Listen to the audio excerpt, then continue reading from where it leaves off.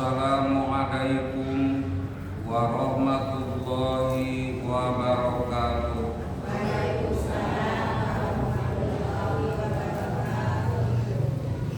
Innal hamdalillah nahmaduhu wa nasta'inuhu wa nastaghfiruh wa na'udzu billahi min shururi anfusina wa min sayyiati a'malina.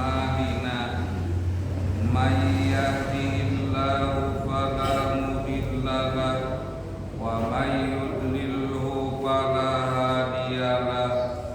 Asyhadu an la ilaha illallah wahdahu la syarikalah wa asyhadu anna Muhammadan abduhu wa rasuluh. Allahumma sholli wa sallim ala Muhammadin wa ala alihi wa ashabihi ajmain. Qala Allah ta'ala fil Qur'anil Karim, a'udzu billahi minasy syaithanir rajim. Ya ayyuhalladzina amanu taqullaha wa qulu qawlan sadida yuslih lakum a'malakum wa yaghfir lakum dunubakum wa may yuti'illaha war rasulah faja fawzan azima. Wa qala ayyudun ya ayyuhalladzina amanu taqullaha haqqa tuqatih wa la tamutunna illa wa antum muslimun. Mula pertama mari kita panjatkan puji dan syukur kepada Allah. Alhamdulillah pada malam ini masih diberi kesempatan oleh Allah berupa nikmat untuk disyukuri oleh kita, berupa kesempatan umur, waktu, peluang untuk dimanfaatkan dalam rangka meningkatkan amal ibadah dan juga dalam rangka untuk bertobat dari dosa dan kesalahan. Mudah-mudahan kesempatan ini kita bisa menggunakannya dengan sebaik-baiknya. Amin.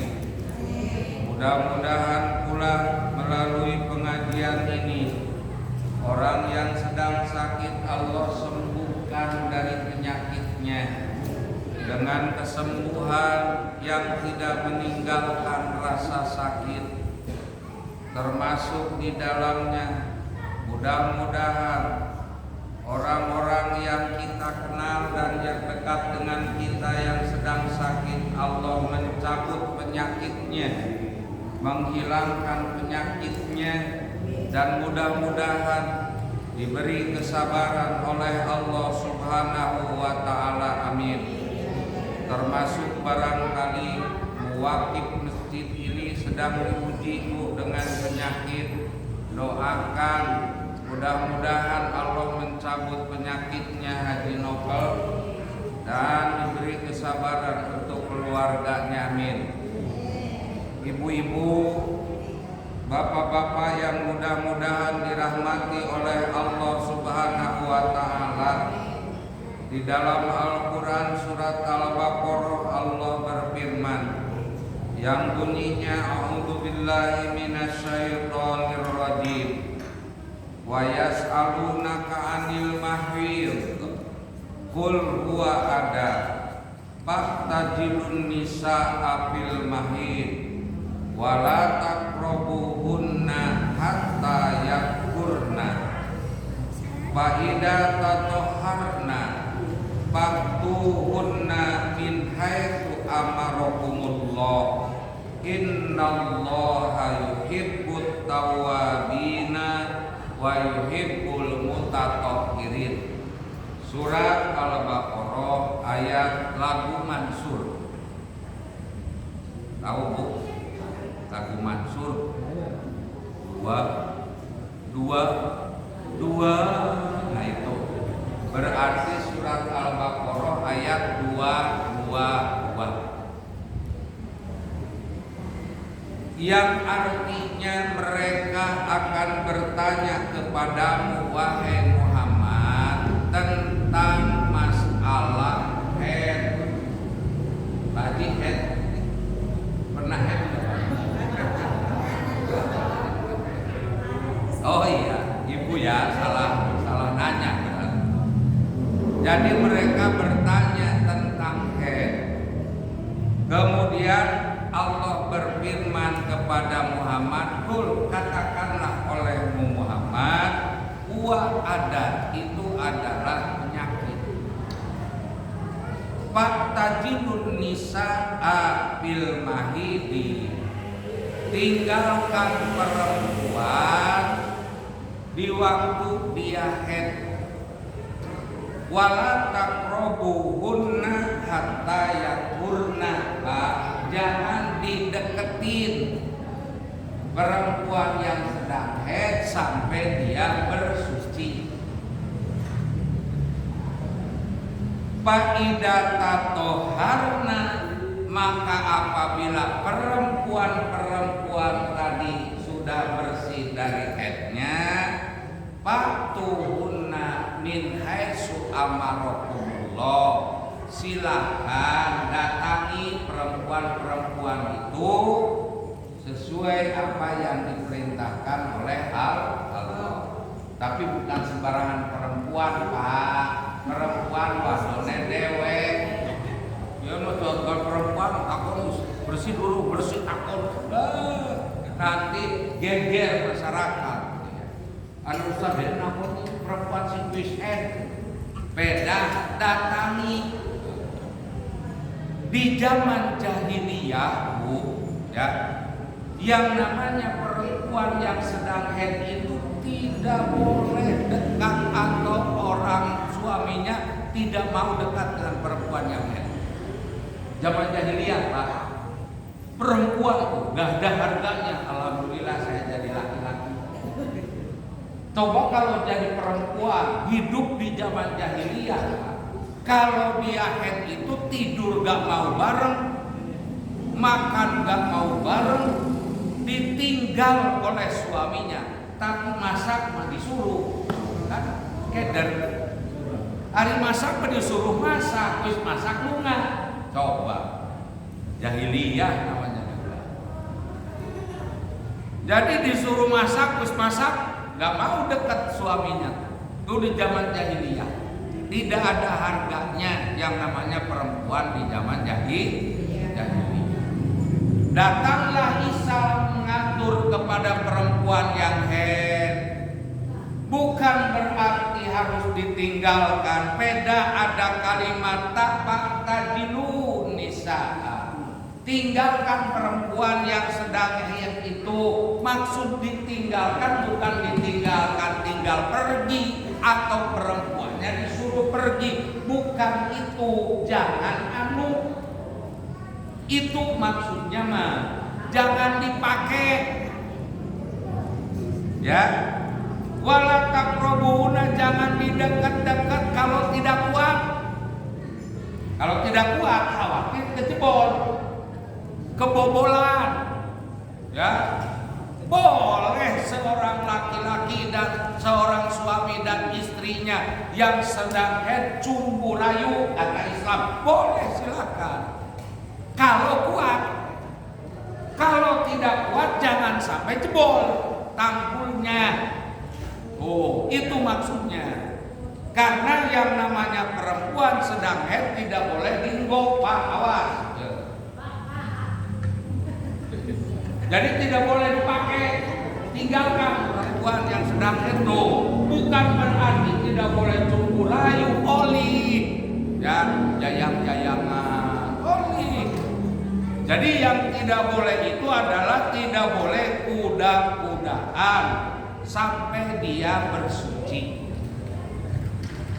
Yang dimaksud pada ayat ini yang akan saya sampaikan, di akhir ayat tersebut Allah berfirman, innallaha yuhibbut tawwabina wa yuhibbul mutatahhirin. Sesungguhnya Allah mencintai orang yang suka bertobat dan mencintai orang yang suka bersuci, termasuk mencintai perempuan yang sedang haid. Setelah selesai haidnya kemudian bersuci, dicintai oleh Allah, Bu. Tuh. Tapi jangan menggerutu. Ruwet lagi baru. Orang dinggo, terus dinggo apa kumpul kompon adus, misalkan. Jangan, Bu. Kalau ibu setelah selesai haid kemudian bersuci, dicintai oleh Allah. Berarti kalau laki-laki gak ada kaitannya dengan haid, gak ada kaitannya dengan bersuci dari haid, tidak dicintai oleh Allah dalam segi bersucinya. Tuh kelebihan perempuan tuh, Pak. Dia tidak sholat karena haid, oli pahala. Coba, oli pahala. Perempuan haid tidak sholat. Perempuan tidak haid, tidak kuda-kuda dengan suami, oli pahala. Perempuan tidak saum karena haid, oli pahala. Itu kelebihan perempuan. Makanya orang yang bilang bahwa perempuan itu adalah ibadahnya separuh salah, Pak. Perempuan ibadahnya setengah. Kenapa? Banyak halangan. Ada haid, ada nifas, ya kan? Setelah melahirkan nifas. Biasanya berapa hari, Pak, Bu, umumnya nifas? 40 hari makin pengen nih. Ada yang 30 hari bersih. Ayo, ya. 40 hari. Tapi ada yang di bawah 40 sudah bersih, Bu. Berarti pengen nih, karena yang namanya nifas, Bu, itu tidak ada batasan waktu. Selama masih merejel ya. Apa sih? Yang keluar darahnya lah. Selama masih keluar darah berarti masih nifas. Kalau sudah berhenti darah, nifas, tidak keluar lagi, kita dianjurkan bersuci.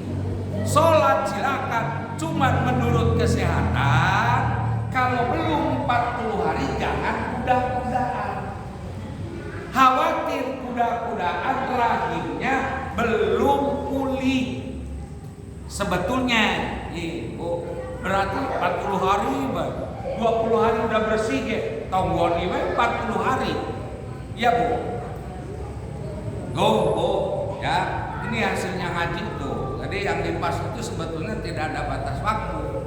Kalau sudah 30 hari sudah tidak keluar darah nifasnya, itu dianjurkan untuk bersuci.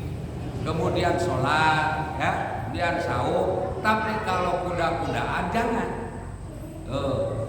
Makanya banyak orang kalau akikoh itu yang diambil 40 hari, sekalian nguras virus. Kalau kata orang Sunda menurunkan anaknya, naikin bapaknya. Ya, 40 hari. Ada juga yang bilang bahwa akikoh itu 40 hari. Kenapa? Sekalian bapaknya naik buruk. Jadi kan pada ketawa, tahu gitu buruk. Ibunya orok. Ibu-ibu, bapak-bapak yang mudah-mudahan dirahmati oleh Allah Subhanahu wa Ta'ala, saking pengen dicintai oleh Allah, Rasulullah selalu berdoa setelah wudu. Setelah wudu, setelah baca 2 kalimat syahadah, asyhadu an la ilaha illallah wahdahu la syarikalah wa asyhadu anna Muhammadan abduhu wa rasuluh, suka berdoa, Allahumma ij'alni minat tawabina waj'alni minal mutatahhirin. Ya Allah, jadikan aku orang yang suka bertobat dan jadikan aku orang yang suka bersuci. Padahal Rasulullah sudah diampuni, gak tobat juga gak diampuni. Padahal Rasulullah sudah dicintai oleh Allah. Disebutnya juga Rasulullah, Nabiullah, Habibullah, yaitu orang yang dicintai oleh tapi tetap berdoa kepada Allah. Tapi kita malas pengen doa. Boro-boro ya Allah jadikan aku dicintai olehmu. Jarang yang doa termasuk ustadznya. Jarang berdoa gitu. Padahal belum tentu dicintai oleh Allah. Kalau kita sudah dicintai oleh Allah, Bu pengen apa? Itu. Kayak ibu dicintai suami ibu kan? Kalau minta pasti dikasih. Pak, sayang, pengen sate. Oh iya berapa? Langsung, saking cintanya suaminya. Begitu juga kalau Allah sudah cinta kepada hambanya. Pengen apa kita kalau sudah dicintai oleh Allah? Ibu-ibu yang mudah-mudahan dirahmati oleh Allah, juga bapak-bapak yang mudah-mudahan dirahmati oleh Allah Subhanahu wa taala, bertobat itu adalah mengakui perbuatan itu adalah dosa. Yang kedua menyesal. Yang ketiga ikuti dengan amal soleh. Makanya cara bertobat kepada Allah itu satu, yaitu banyak istighfar. Tadi saya ibu-ibu disampaikan, Najul Ridho sampaikan. Bahkan kalau cepat-cepat Pak kalau bertobat itu Allah berfirman dalam Al-Quran surat Ali Imran 133, wasari'u. Jangan santai-santai kalau bertobat dari dosa dan kesalahan, buru-buru. Jangan ditunda-tunda. Kenapa? Tidak tahu kita matinya kapan. Kalau sudah mati Pak, kita tidak akan diampuni Pak. Bertobat tidak akan tobat. Nyawa sudah di tenggorokan baik tidak diterima tobatnya. Ya, seperti Fir'aun kan ngejar Nabi Musa, kemudian Musa bingung, dari tukang dikejar Fir'aun depan lautan. Untung Allah berfirman, pukulkan tongkatmu, pukulkan tongkatmu, wadukan jadi kering, gak ada air. Ya, wadukan, oh ada air, kemarau. Laut jadi jalan, nyebrang Musa dengan kaumnya. Fir'aun ngikutin. Musa dengan kaumnya sudah sampai ke daratan. Fir'aun masih di tengah-tengah. Satukan kembali. Lep, kerebek. Ya Allah, aku beriman kepada Tuhan Musa. Orang dianggap. Ya Allah, aku beriman kepada Tuhannya Musa. Ya Allah, aku bertobat. Tidak diterima upah tobatnya. Begitu juga kita. Sudah diberi kesempatan untuk bertobat, tidak mau bertobat. Bareng sudah kepepet, sudah cengap-cengap, aku bertobat. Wah, harapan tidak akan diterima tobatnya. Makanya Allah berfirman, wasari'u ila maghfirah. Buru-buru minta pengampura kepada Allah. Taruh dengan banyak istighfar, astagfirullah, astagfirullah. Kedua dengan kalimat Robbi firli. Ya Allah ampuni aku, ya Allah ampuni aku. Atau dengan kalimat Allahumma firli, Allahumma firli, Allahumma firli. Itu caranya bertobat kepada Allah. Banyak berdoa memohon ampun dengan kalimat-kalimat tadi. Kalau kita melaksanakan sholat banyak tuh dibaca. Ya, seperti di waktu sujud subhanaka Allahumma rabbana wa bihamdika Allahumma firli. Sholat zuhur berapa kali mengucapkan Allahumma firli. Kalau baca doa tadi ditambah di waktu ruku doanya sama Allahumma firli. Kemudian ada lagi kalimat Robbi firli, kan? Ada Robbi firli warhamni wajburni wahdini wa'afini. Itu ada. Kalau kita sholat banyak istighfar. Wajar kalau ada keterangan dari sholat ke sholat dosa kita diampuni oleh Allah. Asal sholat benar. Kenapa? Karena banyak kalimat istighfar di dalam sholat tersebut. Banyak doa yang menjurus kepada ampunan dari Allah. Ibu-ibu yang mudah-mudahan dirahmati oleh Allah Subhanahu wa taala.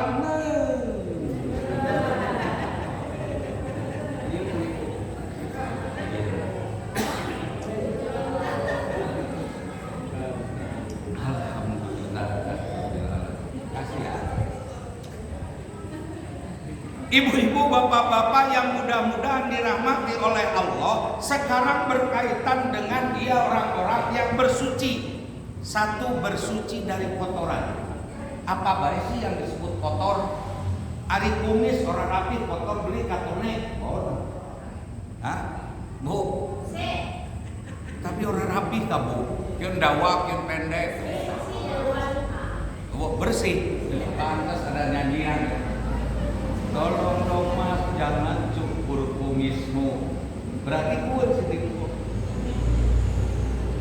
Jadi yang dimaksud kotoran itu bisa kotor dari debu, dari tanah, dari benda-benda yang dianggap tidak pantas, itu bersihkan.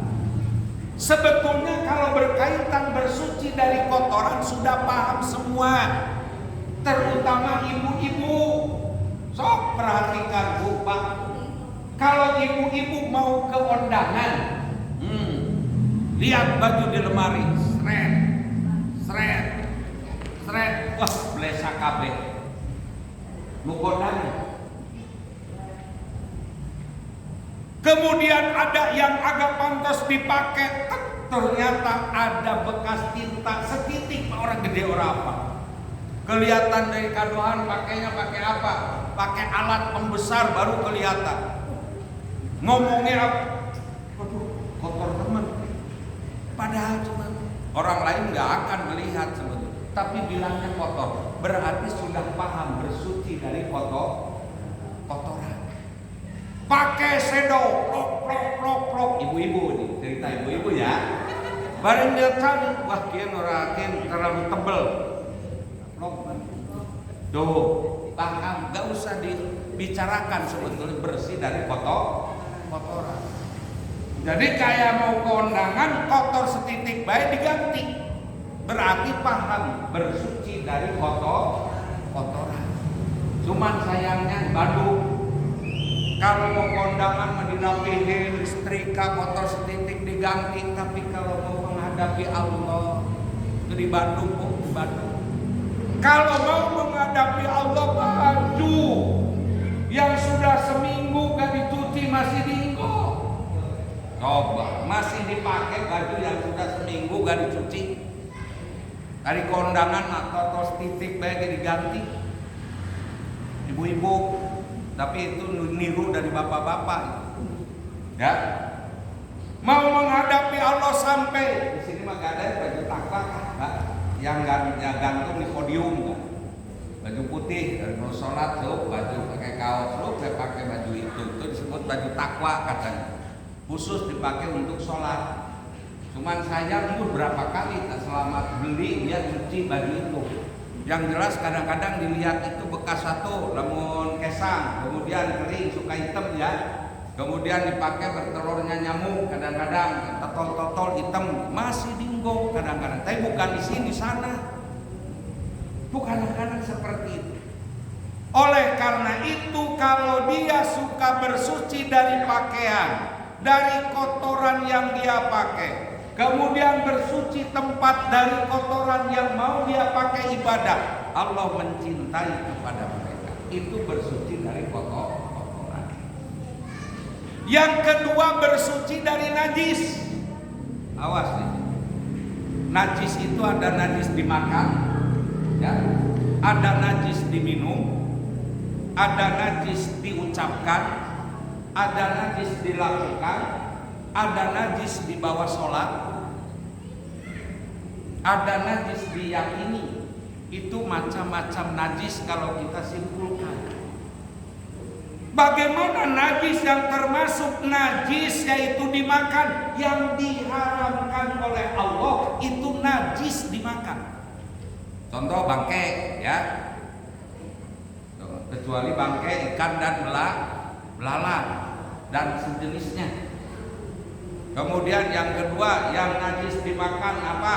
Yang disembelih bukan karena Allah. Karena apa? Karena kawinan.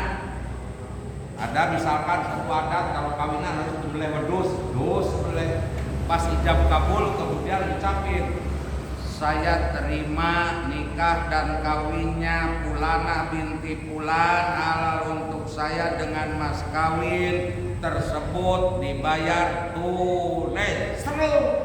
Misalkan beliau wedus. Nah itu bukan karena Allah walaupun baca basmalah, tapi karena menikah. Atau yang sebangsanya gawe rumah, kemudian naik pondasi nyembelih ayam, naik suhunat nyembelih ayam, kemudian naik itu masang ini, berarti hakikatnya itu bukan karena Allah tapi karena bikin ruh. Itu yang disebut wa ma'uhilla li ghairillah. Kemudian ada najis dilakukan. Contoh orang-orang munafik itu najis. Apanya? Bukan orangnya, tapi perbuatannya. Apa perbuatan orang munafik? Kalau bicara suka bohong, itu najis diucapkan tuh. Najis dilakukan kebohongan itu. Kalau janji tidak ditepati, kalau diamanati hianat. Nah perbuatan-perbuatan itu adalah najis dilakukan. Ada juga najis diyakini, keyakinan orang-orang musyrik itu adalah najis diyakini. Ya, ada najis diminum seperti khamr, hurrimat alaikumul maitat. Aku mengharamkan kepada kalian bangkai. Kalau dalam artian lain yaitu dengan minum minuman keras itu berarti itu najis diminum oleh umat Islam. Oleh manusia najis diminum, jangan diminum. Itu najis diminum dan najis dimakan. Termasuk punya orang najis dimakan, lu awas. Kayak ini pisang, nih punya siapa? Ayo. Punya siapa? Misalkan karena itu sudah dikasihkan ke Pak Dede, ya, berarti buat Pak Dede halal. Ya, karena disodorkan ke Pak Dede, berarti ini walaupun dari Pak Haji, dari Bu Haji, tetap karena sudah disodorkan Pak Dede, ini hak Pak Dede. Kalau dibawa pulangnya boleh, kalau tidak malu boleh. Ya. Kayak air kopi karena sudah dikasih, kalau diminum ini halal. Tidak najis diminum, malah menyegarkan. Yang penting baca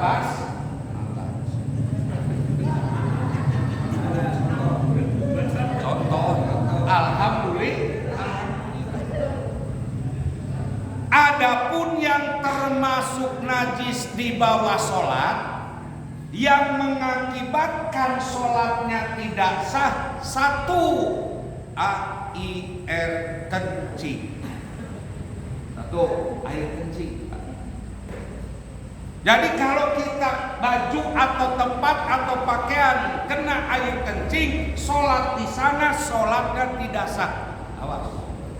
Ya, air kencing.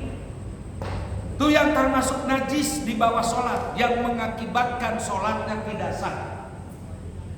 Ada yang menyatakan kecuali air kencing bayi yang belum makan apa-apa baru ASI, kalau diompoli cukup diperciki, serot 3 kali sudah dianggap suci.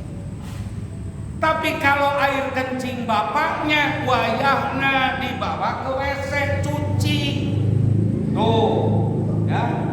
Atau bayi yang sudah makan roti apa misalkan regal dan lain sebagainya, sama dengan air kencing bapaknya.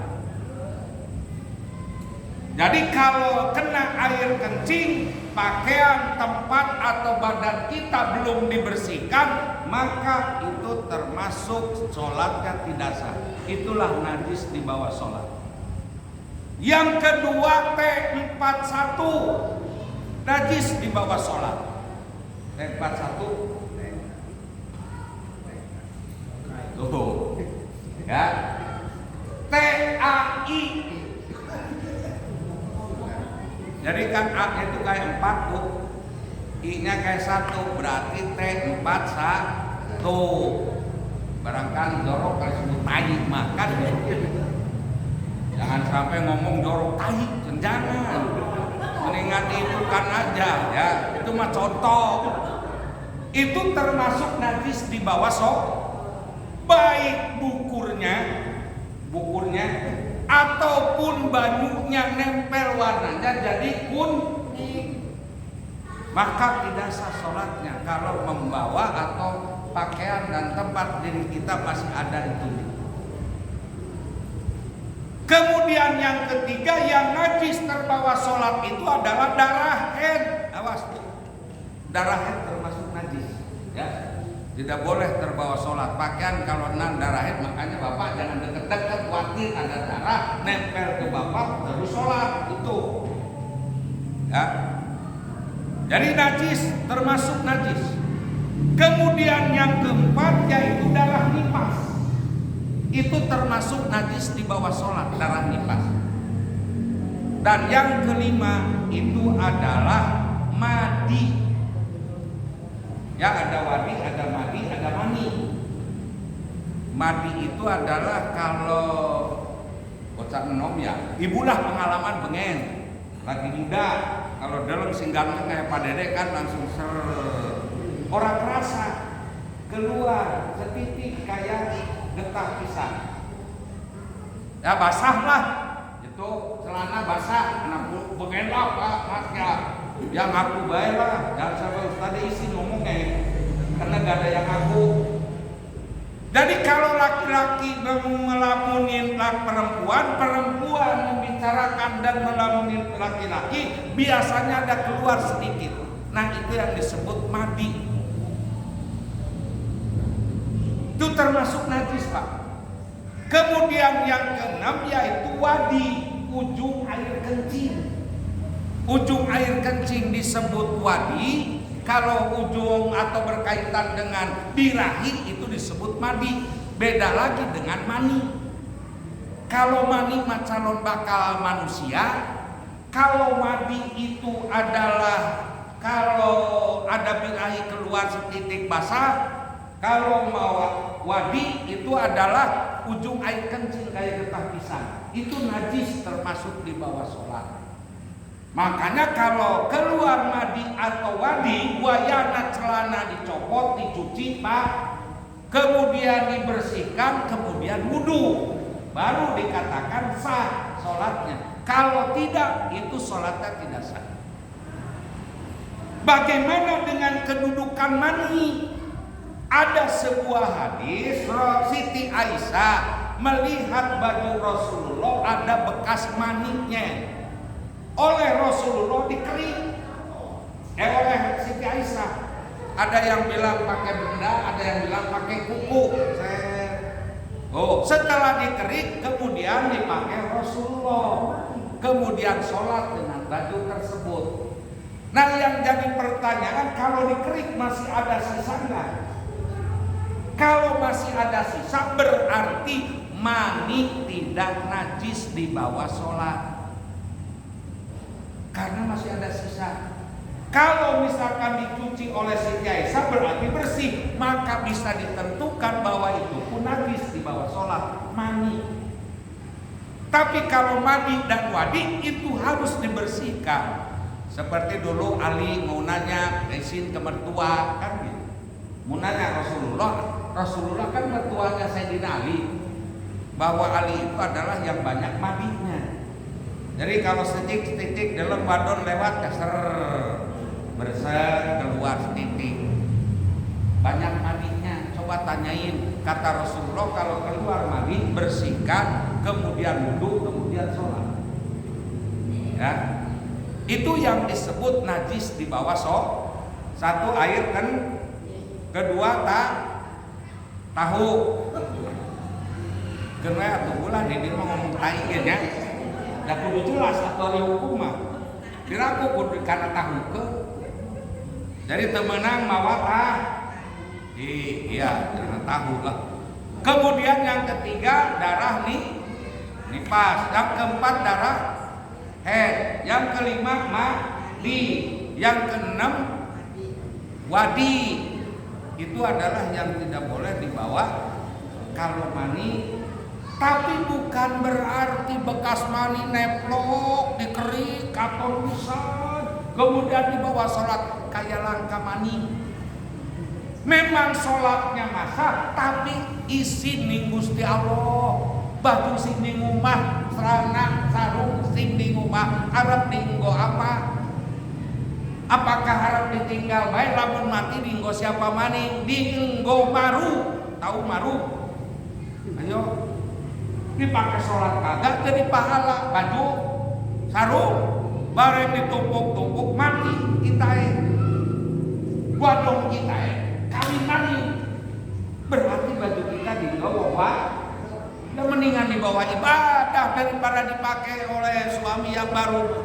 Ya, begitu juga ibu kumpul sholat ge angger bae eta bolak-balik eta deui ari nu anyar keur naon. Lamun ibu mati, suami ibu kawin maning, berarti baju dipakai istri bapak yang baru. Oh, rugi enggak? Rugi, mendingan dipakai ibadah. Makanya Allah berfirman dalam Al-Quran, hudu jinatakum inda kulli sholati. Bawa perhiasanmu ketika kamu mau masuk masjid, mau sholat. Maksudnya yang bagus-bagus. Ya, kayak saya nih. Ya kita udah 2 kali dinggo. Tadi dinggo tapi masih bersih. Insya Allah ya. Ngomongnya eman-eman, tujuannya melas dinggo wadon. Asan dinggo sekali cuci. Tapi maning sing baru nyuci, ya. Bukan baru beli, baru nyuci. Ibu-ibu yang mudah-mudahan dirahmati oleh Allah Subhanahu wa Ta'ala, itu yang dimaksud dengan najis. Ada juga yang banyak masalah di kalangan umat Islam berkaitan najis, jilatan anjing. Bagaimana cara membersihkan najis tersebut? Nah, kan? Larinya cara membersihkannya nih, jangan dibawa sholat, jangan nempel.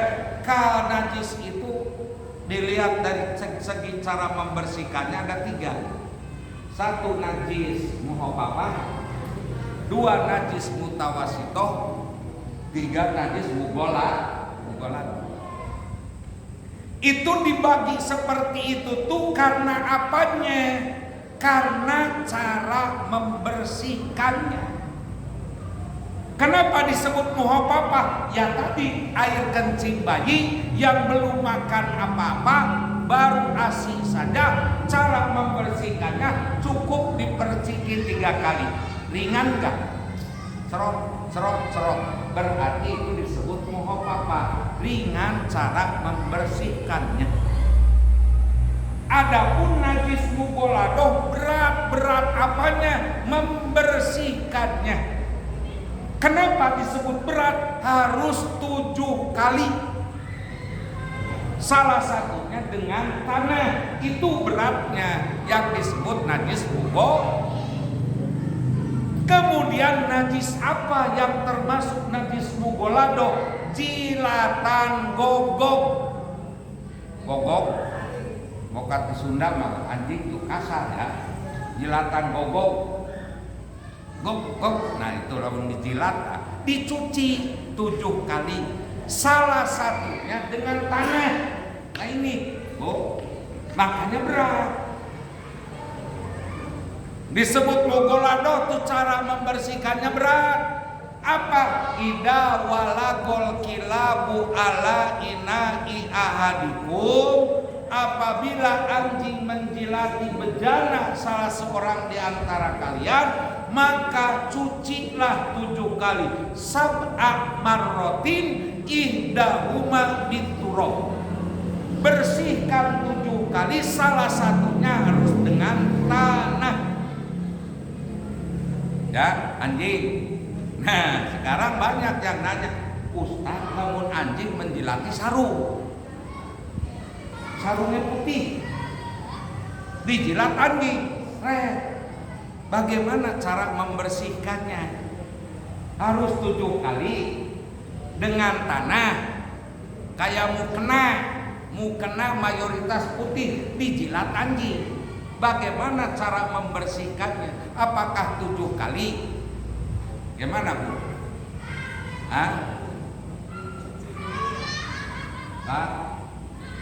Ternyata kalau kembali kepada hadis tadi, bahkan ada kalimat lain, tohuru ina'i ahadikum.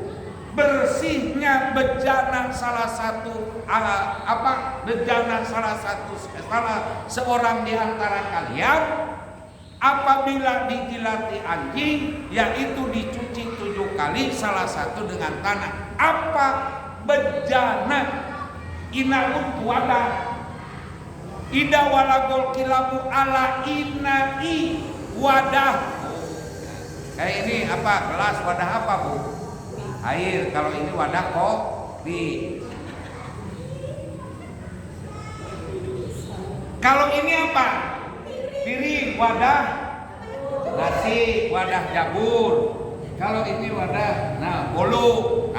Itu wadah namanya. Nah, dicuci 7 kali itu kalau anjing menjilati wadah-wadah tadi. Sekarang kalau sarung wadah bukan. Jarang kan sarung disebut. Ada juga yaitu wadah apa? Wadah bakatul. Celana wadah apa? Wadah bakatul. Ada cocok. Ya, wadah. Tapi masuknya celana itu adalah pakaian, ya enggak? Pakaian bukan wadah. Makanya kalau kena pakaian gak usah 7 kali, gak usah pakai tanah, ya. Bahkan tadi juga tidak termasuk kategori najis di bawah sholat. Jadi jilatan anjing itu tidak termasuk kategori najis di bawah sholat, tidak. Najisnya itu kalau menjilati bejana, itu pun kalau bejananya mau dipakai. Kalau bejananya nggak dipakai, tajong baik dibuang. Okat anak, dijilati anjing cukut-cukut. Apa itu gelas pecah? Ya gelas pecah mah nggak usah dicuci maning atuh, buang baik. Walaupun dijilati anjing. Paham ya Bu ya? Nah itu jadi yang disebut mohopapa, mutawasito, mugolado cara mencucinya. Selain daripada air kencing anak laki-laki atau anak-anak dan najis jilatan anjing itu termasuk najis mutawasito. Caranya bagaimana? Lamun ayah bendanya dibuang, kemudian dibilas pakai air, makanya itu sedang saja cara membersihkan najis. Apa ya? Ini masih anak maning gitu. Yaitu bersuci dari hadas kecil, hadas besar. Masih ada, cuman kalau itu siap nggak sampai isya. Sampai isya. Ya 2 jam ke sana tambah. Sebentar lagi adzan ya. Ya Bu ya, nantilah kalau ada waktu lagi kita berbicara masalah bersuci dari hadas. Ini baru bersuci dari kotoran, bersuci dari najis, bersuci dari perbuatan juga belum dikupas ya. Dari keyakinan yang jelas kalau kita bersuci akan dicintai oleh Allah Subhanahu wa Ta'ala. Mudah-mudahan kita semua termasuk hamba Allah yang suci dari dosa, juga suci dari kotoran, najis dan lain sebagainya. Amin. Itu yang bisa saya sampaikan pada kesempatan ini. Mohon maaf apabila ada kesalahan dan kekurangan. Saya akhiri subhanakallahumma rabbana wa bihamdika asyhadu an la ilaha illa anta astaghfiruka wa atubu ilaik. Alaikum minkum wassalamu alaikum warahmatullahi wabarakatuh.